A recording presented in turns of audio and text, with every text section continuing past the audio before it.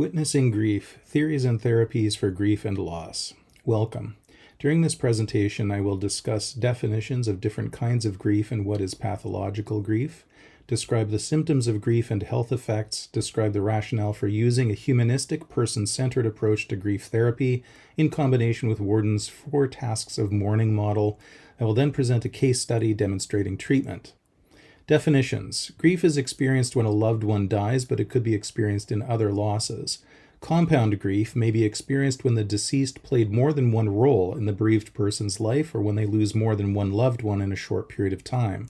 Anticipatory grief may be experienced when a loved one's death is near. Acute grief is experienced at the time of death and for several months afterwards. Integrated grief is experienced 6 to 12 months after the death when the bereaved begins to reorganize their attitudes, feelings, and outlook.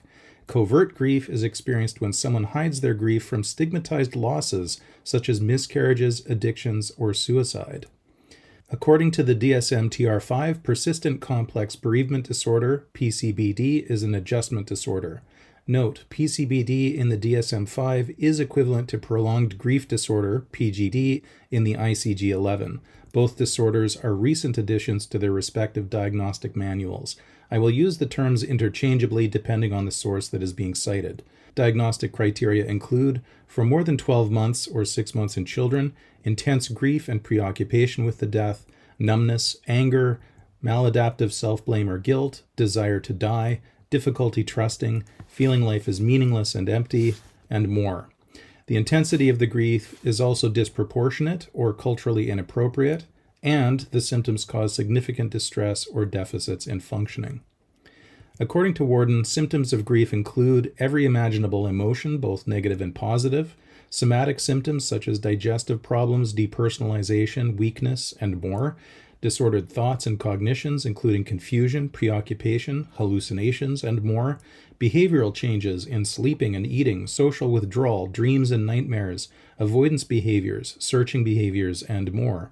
Grief causes dysregulation of the HPA axis, increased cortisol and epinephrine levels, and therefore increased stress, heart rate, and a variety of downstream health complications, such as cardiovascular illness, inflammatory response, reduced immune function, and higher overall rates of mortality. So we have different kinds of grief, different intensities, neurological and health effects, and many, many emotional, somatic, cognitive, and behavioral symptoms. Besides all this, people express grief differently depending on their culture, age, gender, and socioeconomic status. Grief is uniquely individual. Even recognizing that a client is grieving can be tricky. Research suggests that no one modality is superior for treating grief. Loss and grief is one of the best examples of a concept or condition that refuses to be boxed into a single theory. There is no one-size-fits-all definitive theory of grief. There is little evidence, for example, that the gold standard of CBT is effective for treating grief. If there's one treatment that can be recommended, however, it is person-centered therapy. This is because the person-centered approach ensures that counselors do not needlessly pathologize a client's grief, a client's highly individual process of grieving is respected, and counselors do not impose their own cultural norms. In the person-centered approach, each person is responded to as though there had never been a theory written about loss, and the therapist strives to hold theory so lightly that no client is ever forced into a theoretical box. So let's look at the person-centered approach as described by Hoff. The therapist manifests Rogers' core conditions: unconditional positive regard, empathy, and congruence. The therapist follows, validates, and reflects what the bereaved talks about, allowing them to follow tangents that lead into areas that they need to work through. Person-centered therapy looks at loss like a physical injury because loss is a painful tearing of an emotional attachment. Normally, people do not require help in grieving. Their self-actualizing tendency will allow them to process emotions and heal naturally. Problems in processing grief arise when we disown parts of our emotional experience. We do this because of internalized conditions of worth that limit us to that range of expression that brings positive regard from others. For example, if I was brought up with the condition of worth that boys don't cry, I may block my natural grieving. My self-actualizing tendency is distorted, and I experience incongruence between my intrinsic organismic valuing system and the new post-loss environment. Once I gain greater self-acceptance in the environment of therapy, I will be able to heal through my self-actualizing tendency and process the grief naturally. Meanwhile, the therapist must not be prescriptive, but must trust in the person's self-actualizing tendency to help them respond in whatever the healthiest way is for them in the here and now. Let's look at how the person-centered approach aligns with Warden's 4 tasks of grieving model.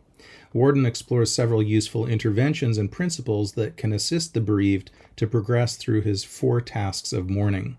Task 1 is to accept the reality of the loss. The bereaved struggling with denial may disown painful emotions or engage in searching behaviors, or they may deny feeling anything, selectively forget, or feel numb. To help them actualize the loss, ask, what happened? Where? How? Who told you? Where were you? What was the funeral like? Exposures with photos and mementos can also help make it real. Task 2, process the pain of grief. The bereaved struggling with this task just wants the pain to stop, or is redirecting their pain into emotional, cognitive, somatic, and behavioral issues. To support the bereaved to identify and experience feelings, use acknowledging, validating, and exploring. Use empty chair and role-play exercises, as well as symbols and mementos. Help the person find their intrinsic resources to counteract anxiety and helplessness. Help them to work through fears about their own mortality and other emotional blocks. Task 3, to adjust to a world without the deceased. The bereaved may experience difficulty adapting to huge changes. The bereaved feels like half of them is missing. The deceased filled multiple roles in terms of logistics, finances, emotional and spiritual support, physical intimacy, and these roles are now vacant. The bereaved may regress, thinking, now that I'm alone, who am I? Did this happen because I'm a bad person? To help the bereaved adapt to living without the deceased, support them in learning problem-solving skills, practicing self-care, taking on new roles, and making decisions without the deceased. Task 4. Find a way to remember the deceased while embarking on the rest of one's journey through life. The bereaved may have failed to go on living in some fundamental way, and now needs to find meaning in the loss. They may think, why did this have to happen to me? What is the meaning of it all? Absent the deceased, they may continue to feel diminished. Deal with lowered self-esteem by making the bereaved aware of their strengths and successes, and help them to re-establish their sense of agency and control. Ask them how they think the deceased would want them to live. The bereaved will begin to redefine himself or herself, find new purpose and meaning, and find a new way of being in the world without the deceased. Their relationship with the deceased continues, but the relationship is neither exaggerated nor diminished. Moving Forward Family Services is a low-barrier counseling service. This is where I did my practicum. Most of the counseling is online and accessible from anywhere in Canada. Go to the website. First, click on Get Started, then click on Request Counseling Services, and then fill out the form. Your case will be assigned to a practicum student counselor, and they will reach out to you usually within a week or 2. They provide excellent service, and all the counselors receive professional supervision. Here are my references.